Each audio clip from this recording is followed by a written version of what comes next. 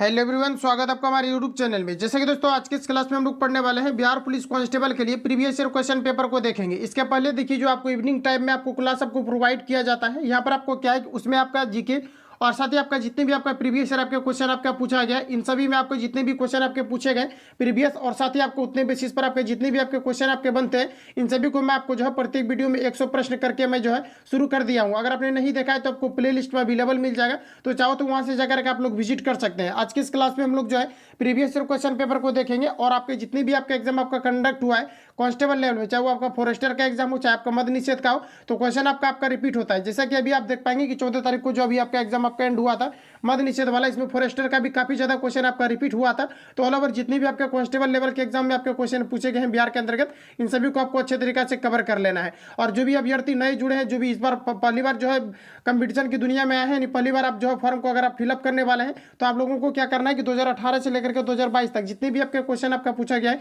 इन सभी को आपको आधार बना करके ही आपको तैयारी करना है। तभी आपको पता चलेगा कि कहाँ से क्वेश्चन आपके नॉर्मल जनरली आपके जो है पूछे जाते हैं। तो आइए शुरू करते हैं आज की इस क्लास को और चीजों को समझते हैं। जो लोग चैनल पर नए हैं, चैनल को सब्सक्राइब करके बेल आइकन को प्रेस कर लेना, तो यहाँ पर डेली आपको क्लास आपको प्रोवाइड आपको किया जाएगा बिहार पुलिस से संबंधित। और प्रत्येक हम लोग जो है टॉपिक वाइज प्रश्नों को भी कवर करेंगे, जिसमें कि 100 क्वेश्चन को प्रत्येक वीडियो में हम लोग कवर कर रहे हैं, जो कि आपको इवनिंग में क्लास आपको प्रोवाइड किया जाता है। तो एक भी क्वेश्चन आपका नहीं छूटेगा जब हम लोग फुल लेंथ प्रैक्टिस सेट पर आएंगे। तो अभी हम लोग जो है फुल लेंथ प्रैक्टिस सेट को नहीं लगाएंगे, बिल्कुल भी नहीं। पहले हम लोग प्रत्येक टॉपिक वाइज प्रश्नों को कवर कर लेंगे, उसके बाद हम लोग फुल लेंथ प्रैक्टिस सेट पर आएंगे, तभी आपका एक भी क्वेश्चन आपका नहीं छूटेगा और तभी आपको प्रॉपर वे में लगेगा कि कुछ हम लोग जो है पढ़े हुए हैं। तो आइए शुरू करते हैं आज की इस क्लास को और चीजों को समझते हैं।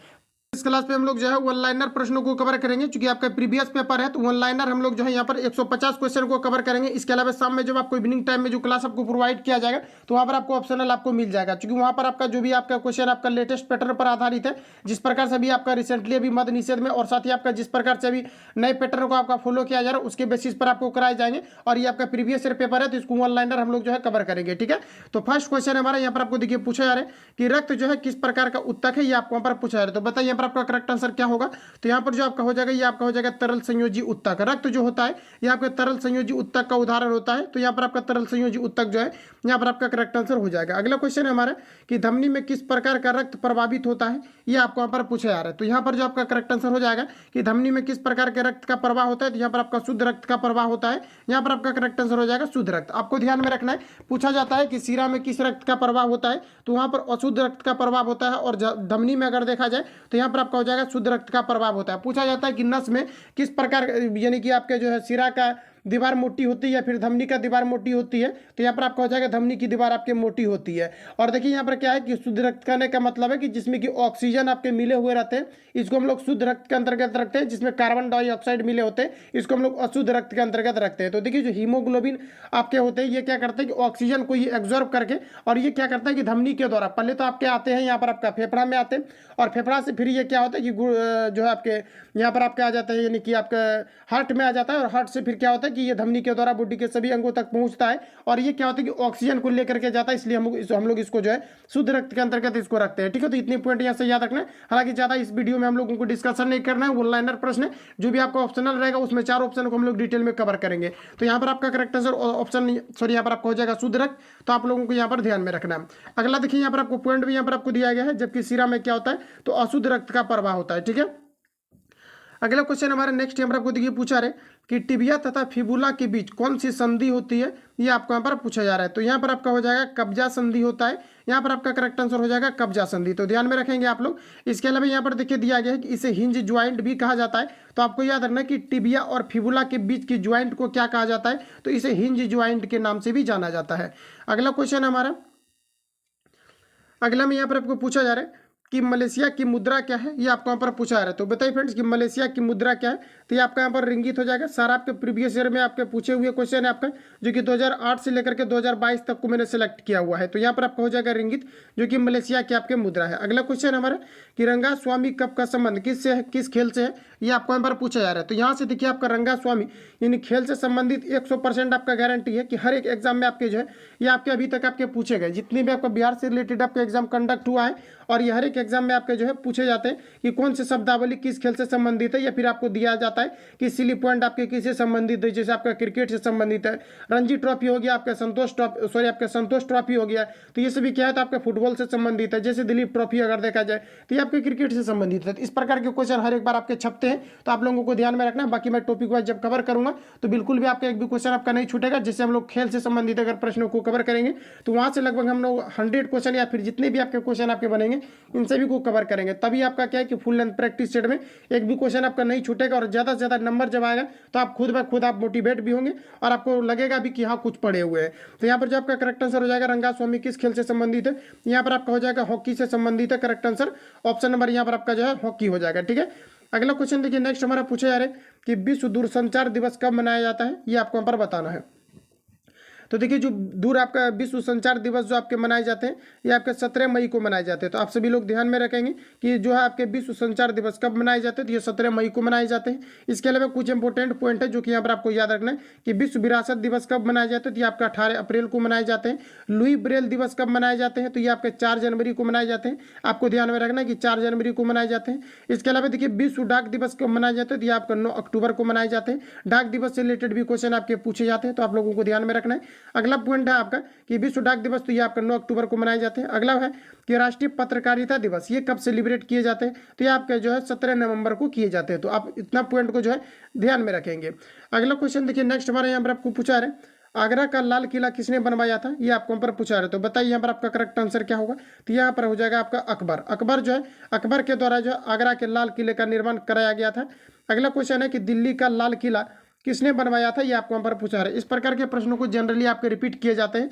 आपको ध्यान में रखना कि दिल्ली का लाल किला जो निर्माण कराया गया था ये शाहजहां के द्वारा कराए गए थे। ठीक है, आगे बढ़ते हैं।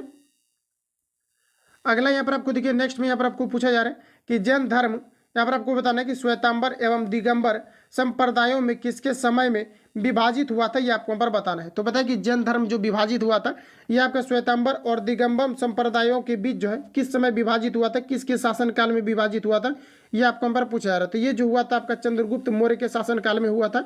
तो यहाँ पर आपका करेक्ट आंसर हो जाएगा चंद्रगुप्त मौर्य। अगला क्वेश्चन हमारा कि आगरा शहर की स्थापना किसने की थी, ये आपको यहाँ पर बताना है। तो आगरा शहर की जो स्थापना किया गया था ये सिकंदर लोदी के द्वारा किया गया था 1504 ईस्वी में।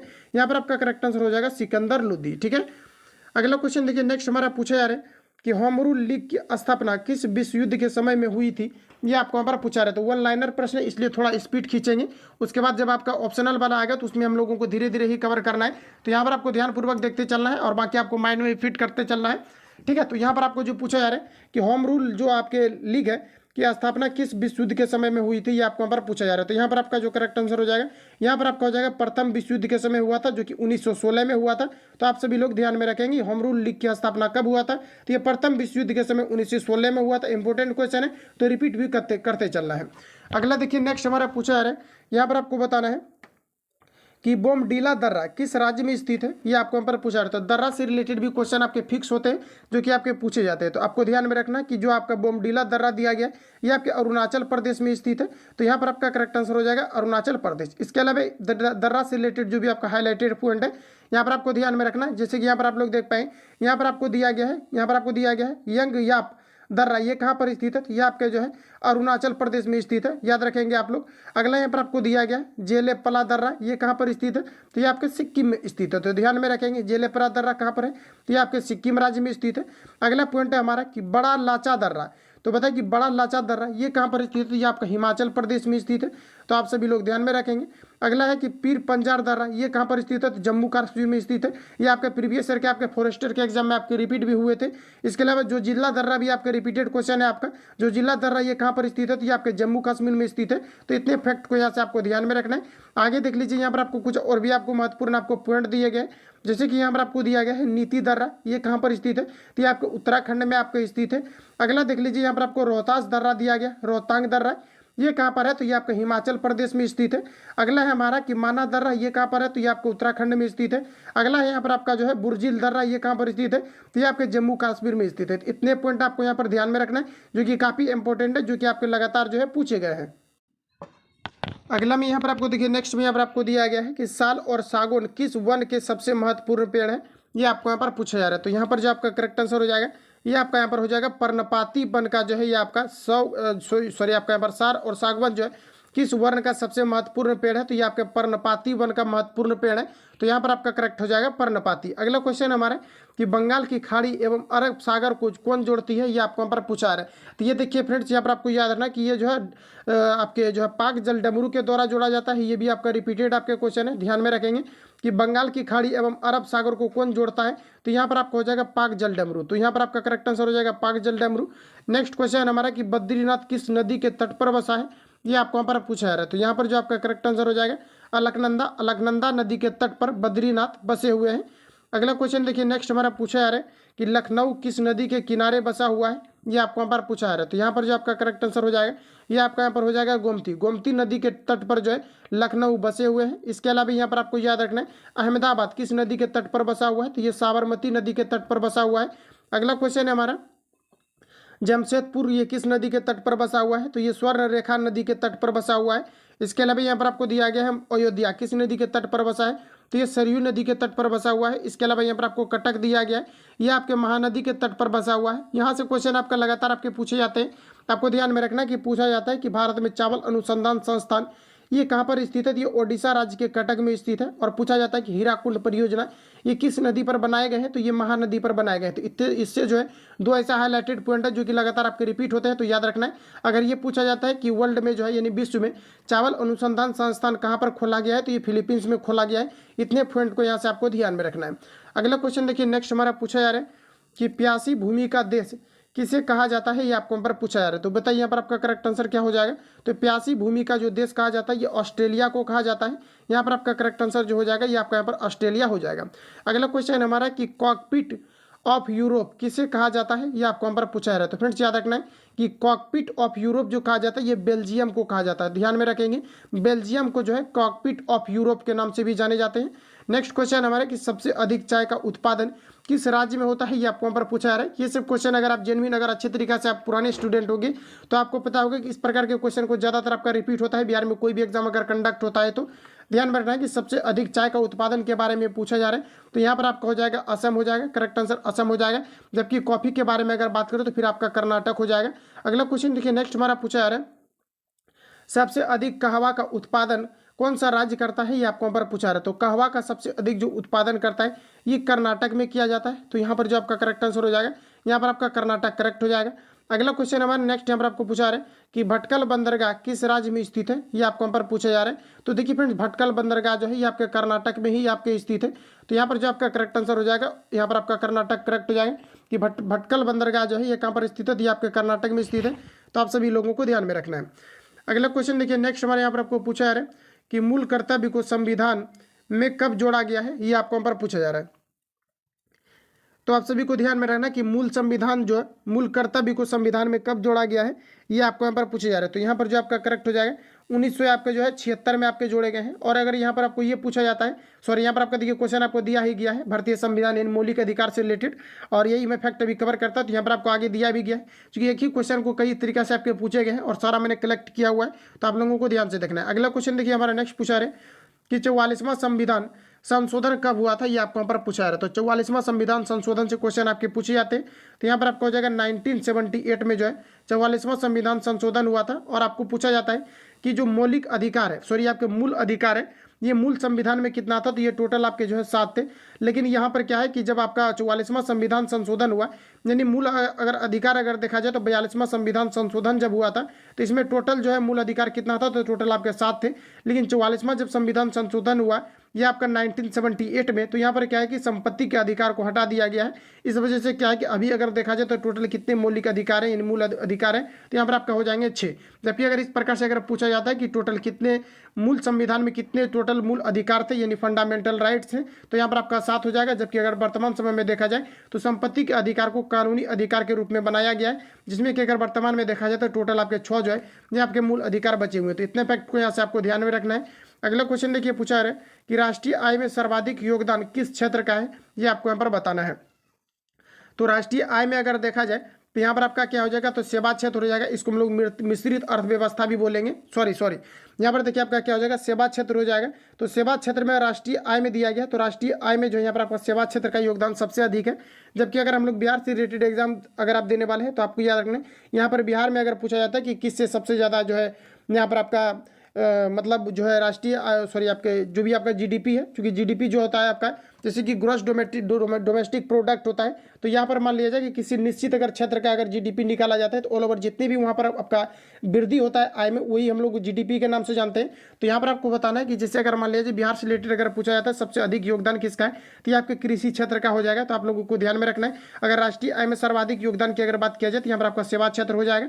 अगला क्वेश्चन देखिए, नेक्स्ट हमारे यहाँ पर आपको पूछा जा रहा है कि भारत का सर्वाधिक प्रति व्यक्ति आय वाला राज्य कौन सा है, ये आपको यहाँ पर पूछा रहा है। तो सबसे अधिक प्रति व्यक्ति आय की अगर बात किया जाए तो यहाँ पर आपका गोवा हो जाएगा, और गोवा सबसे जो है छोटा राज्य है। और आपको ध्यान में रखना है, अगर सबसे कम प्रति व्यक्ति आय के बारे में पूछा जाता है तो यहाँ पर आपका बिहार हो जाएगा। ठीक है, तो इतने फैक्ट को यहाँ से आपको ध्यान में रखना है। अगला क्वेश्चन देखिए, नेक्स्ट हमारे पूछे जा रहे हैं IMF का मुख्यालय कहाँ पर है, ये आपको यहाँ पर पूछा रहे। तो देखिए फिर याद रखना है, IMF मुख्यालय के बारे में पूछा जा रहा है। तो IMF का मतलब होता है इंटरनेशनल मॉनेटरी फंड होता है, और इसका जो मुख्यालय है कहाँ पर है, तो वाशिंगटन DC में है। तो आप सभी लोगों को ध्यान में रखना है, ये क्वेश्चन आपका रिपीट किया जाता है। तो IMF का जो मुख्यालय ये कहाँ पर है, तो वाशिंगटन DC में है। तो ध्यान में रखना है। अगला क्वेश्चन देखिए, नेक्स्ट हमारा पूछा जा रहा है अष्टक नियम किसने दिया था, ये आपको यहाँ पर पूछा रहा है। तो ये न्यूलैंड्स के द्वारा दिया गया था अष्टक नियम, ध्यान में रखेंगे, इंपॉर्टेंट क्वेश्चन है, यहाँ पर आपका हो जाएगा न्यूलैंड्स। अगला क्वेश्चन हमारा नेक्स्ट देखिए पूछा रहे 1929 की महामंदी किस क्षेत्र में शुरू हुई थी, ये आपको हमारा पूछा रहा। तो 1929 की महामंदी ये उत्तरी अमेरिका से शुरू हुई थी, यहाँ पर आपका करेक्ट आंसर हो जाएगा उत्तरी अमेरिका। अगला क्वेश्चन देखिए, नेक्स्ट हमारे यहाँ पर आपको पूछा जा रहा है कि लखनऊ कढ़ाई की किस कला के लिए प्रसिद्ध है, ये आपको यहाँ पर पूछा जाता है। लखनऊ कढ़ाई जो है ये किस कला के लिए प्रसिद्ध है, ये आपको यहाँ पर पूछा जा रहा है। तो ये आपका चिकनकारी जो है पारंपरिक कला के लिए प्रसिद्ध है। तो यहाँ पर आपका जो करेक्ट आंसर हो जाएगा चिकनकारी पारंपरिक हो जाएगा।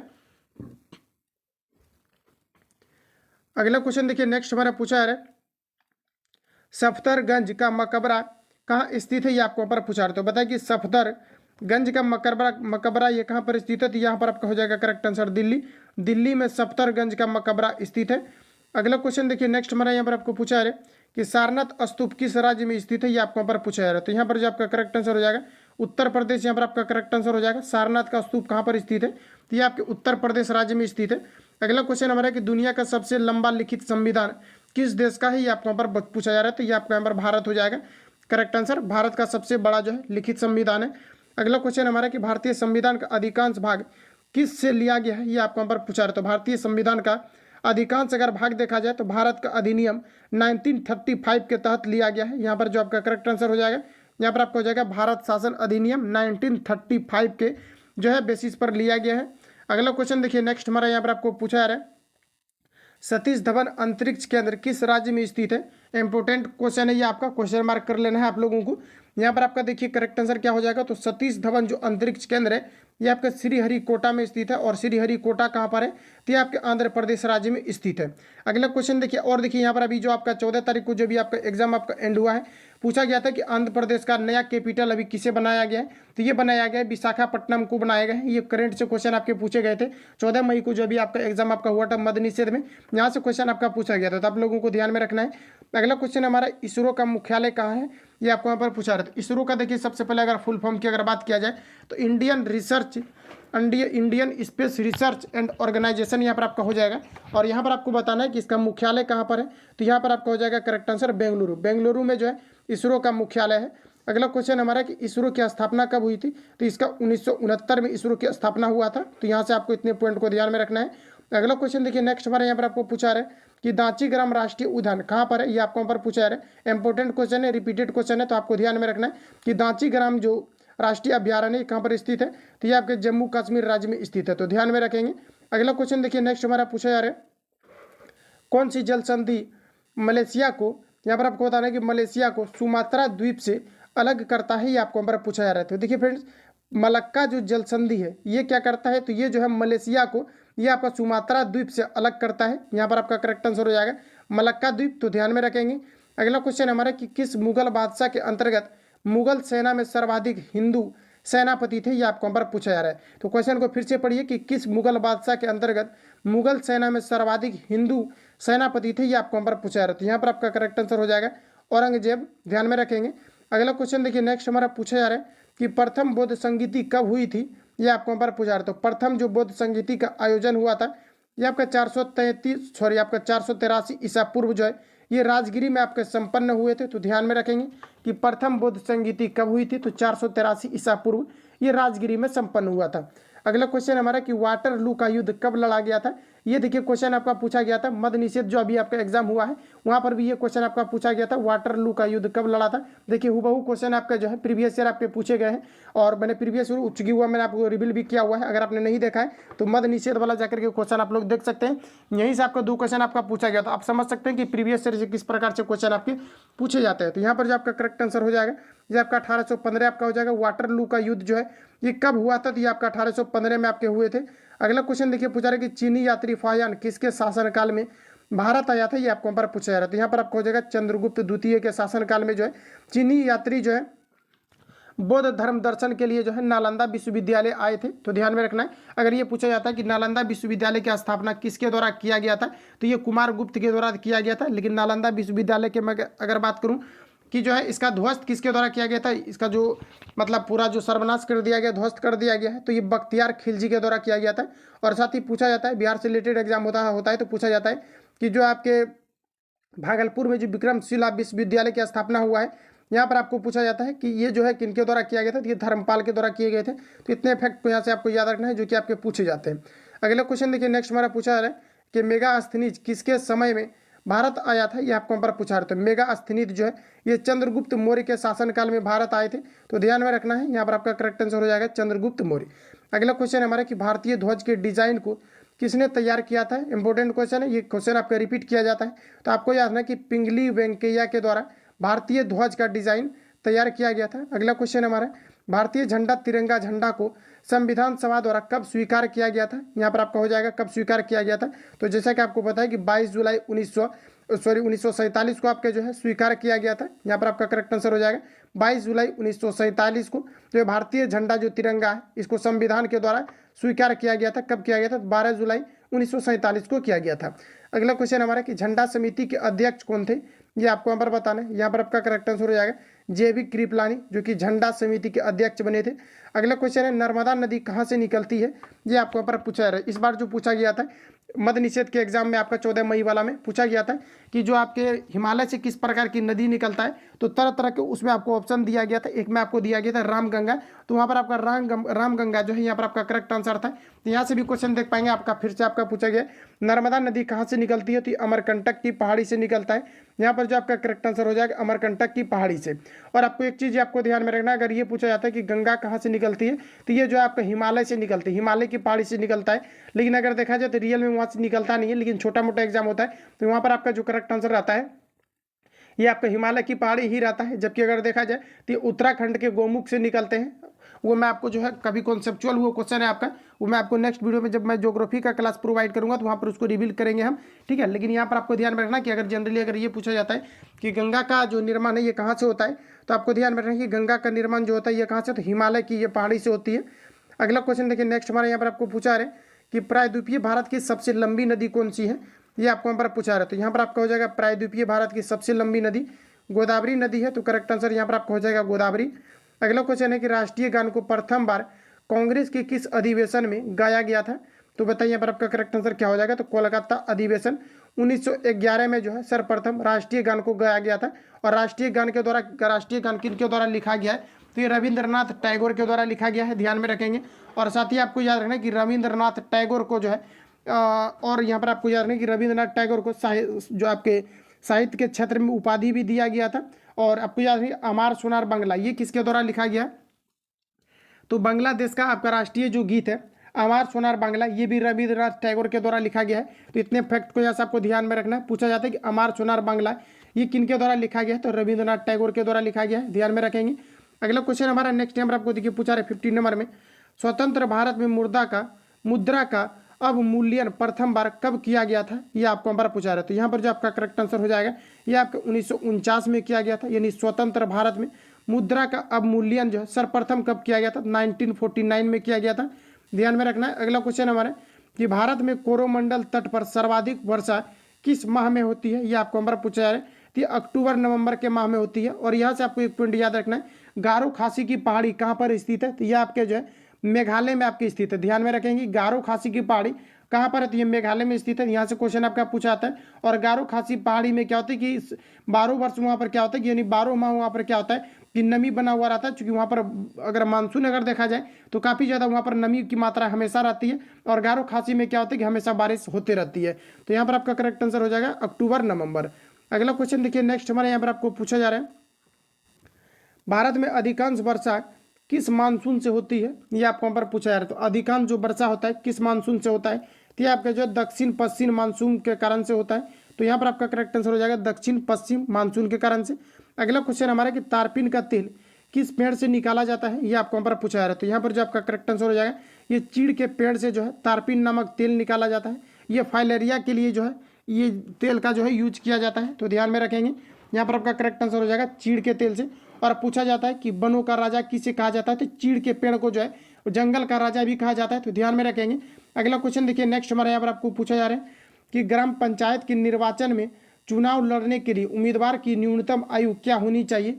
ये आपको यहाँ पर पूछा जा रहा है। तो न्यूनतम आयु जो है 21 वर्ष होना चाहिए। तो ध्यान में रखेंगे कि ग्राम पंचायत का निर्वाचन हेतु चुनाव लड़ने के लिए जो मिनिमम आपका यहाँ पर एज होना चाहिए, कितना होना चाहिए? तो 21 ईयर्स आपका होना चाहिए। अगला क्वेश्चन हमारा कि 73वां संविधान संशोधन कब हुआ था?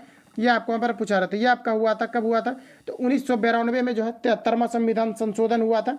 अगला क्वेश्चन हमारा नेक्स्ट यहाँ पर आपको देखिए पूछे जा रहे हैं कि पंचायत का कार्यकाल कितने वर्षों का होता है? ये आपको यहाँ पर पूछा जा रहा है। तो देखिए जो पंचायत का कार्यकाल होता है ये आपका यहाँ पर हो जाएगा करेक्ट आंसर, ये 5 वर्ष का होता है। तो ध्यान में रखेंगे कि पंचायत का कार्यकाल कितने वर्ष का होता है? तो 5 वर्ष का होता है। लोकसभा का कार्यकाल कितने का होता है? तो 5 वर्ष का होता है। राज्यसभा का कार्यकाल कितना होता है? तो राज्यसभा का भी कार्यकाल कितने का होता है? तो 5 साल का होता है। लेकिन राज्यसभा का कार्यकाल ये आपके 6 वर्ष का होता है। राज्यसभा के सदस्यों का कार्यकाल कितना का होता है? तो ये आपके 5 साल का होता है। तो इतने फैक्ट को यहाँ से आपको ध्यान में रखना है। अगला यहाँ पर और लोकसभा के बारे में याद रखना है कि लोकसभा में क्या होते हैं? लोकसभा ये आपके अस्थायी सदन होते हैं, जबकि राज्यसभा अगर देखा जाए तो ये आपके अस्थायी सदन होते हैं। इतने फैक्ट को यहाँ से आपको ध्यान में रखना है। अगला क्वेश्चन देखिए हमारा पूछा रहे, राष्ट्रपति पर महाभियोग की प्रक्रिया किस अनुच्छेद में दिया गया है? इंपॉर्टेंट क्वेश्चन है, रिपीट किया जाता है। तो आपको ध्यान में रखना है कि अनुच्छेद 61 के तहत जो है राष्ट्रपति को महाभियोग लगा करके जो है इसे अपने पद से इस्तीफा दिलाया जा सकता है, हटाया जा सकता है। लेकिन इसके 14 दिन पूर्व जो है उसको अनुसूचना जो है ये आपका भेज दिया जाता है। अगला क्वेश्चन देखिए पूछा जा रहा है नेक्स्ट हमारा, तो जो भी मैं आपको फैक्ट बताऊंगा आपको ध्यानपूर्वक देखना है। ये क्वेश्चन आपका पूछा गया है कि महाभियोग पारित करने से पहले राष्ट्रपति को कितने दिन पहले जो है अनुसूचना भेजा जाता है? तो 14 दिन पहले भेजा जाता है। तो आपको ध्यान में रखना है कि पूछा गया क्वेश्चन है। अगला क्वेश्चन हमारा कि चश्मा किस तरह का, यहाँ पर आपको बताना है कि चमकना किस देश का, सॉरी यहाँ पर आपको पूछा रहा है कि चकमा किस देश का शरणार्थी है? ये आपको यहाँ पर पूछा रहा था। यहाँ पर आपको हो जाएगा बांग्लादेश का शरणार्थी है। तो ध्यान में रखेंगे आप लोग कि चकमा किस देश का शरणार्थी है? तो ये आपके बांग्लादेश का है। अगला क्वेश्चन देखिए पूछा रहे, स्वेज नहर की लंबाई कितनी है? ये आपको यहाँ पर पूछा जा रहा है। तो स्वेज नहर की लंबाई अगर देखा जाए तो लगभग 168 किलोमीटर है। तो आप लोगों को ध्यान में रखना है 168 किलोमीटर है।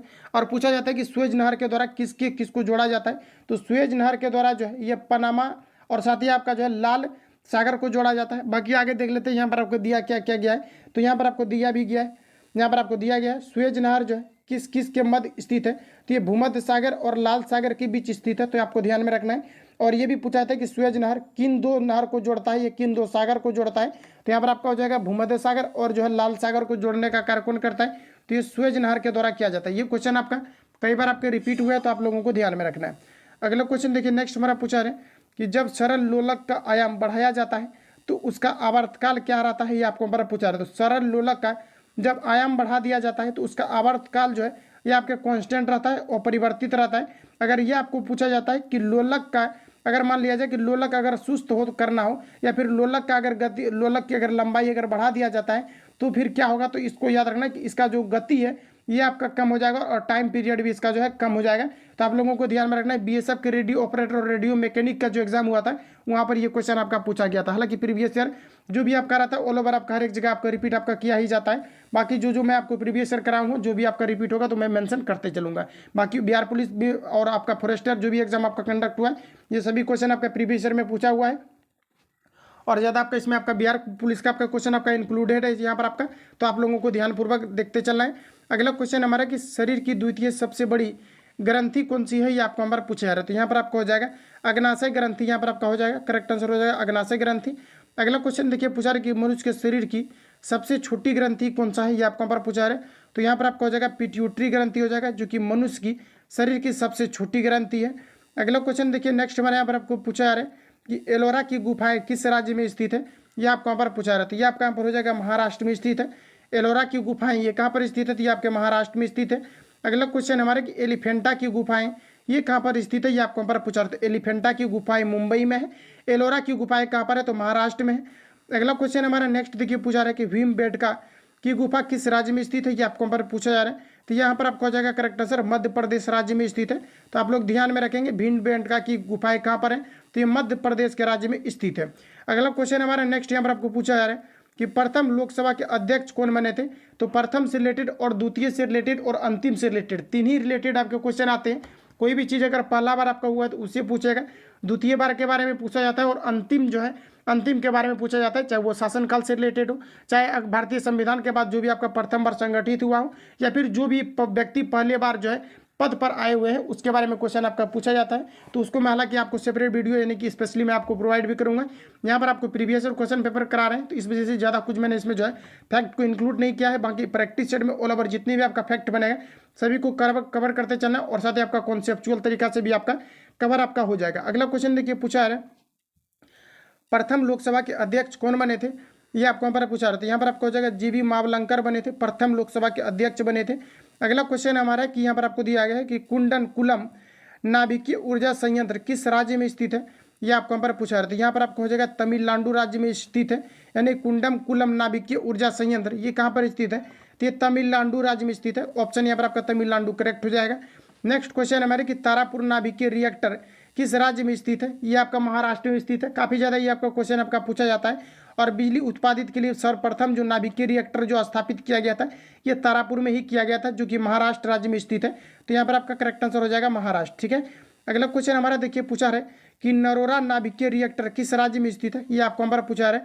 ये आपका यहाँ पर करेक्ट आंसर हो जाएगा उत्तर प्रदेश में आपके स्थित है। नरोरा नाभिकीय रिएक्टर किस राज्य में स्थित है, तो उत्तर प्रदेश में स्थित है। रिएक्टर से रिलेटेड आपके क्वेश्चन ध्यान में रखना है आपको, यहाँ से क्वेश्चन आपका छपता है। अगला क्वेश्चन देखिए वेल्थ ऑफ नेशन नामक पुस्तक के लेखक कौन है, ये आपको यहाँ पर पूछा जा रहा है। यहाँ पर आपका करेक्ट आंसर हो जाएगा एडम स्मिथ। एडम स्मिथ के द्वारा जो है वेल्थ ऑफ नेशन नामक पुस्तक जो है ये आपके लिखे गए हैं। अगला क्वेश्चन हमारा कि यहाँ पर आपको बताना कि फेयरवेल टू इंडिया पुस्तक के लेखक कौन है, बताइए। तो यहाँ पर जो आपका करेक्ट आंसर हो जाएगा एडवर्ड जॉन थॉमसन जो है यहाँ पर आपका करेक्ट आंसर हो जाएगा, जो कि फेयर टू इंडिया पुस्तक के लेखक है। अगला क्वेश्चन देखिए नेक्स्ट हमारे यहाँ पर आपको पूछा जा रहा है कि फेराडाइज लास्ट पुस्तक के लेखक कौन है। तो पुस्तक से रिलेटेड क्वेश्चन आपका डेफिनेटली आपके पूछे जाते हैं।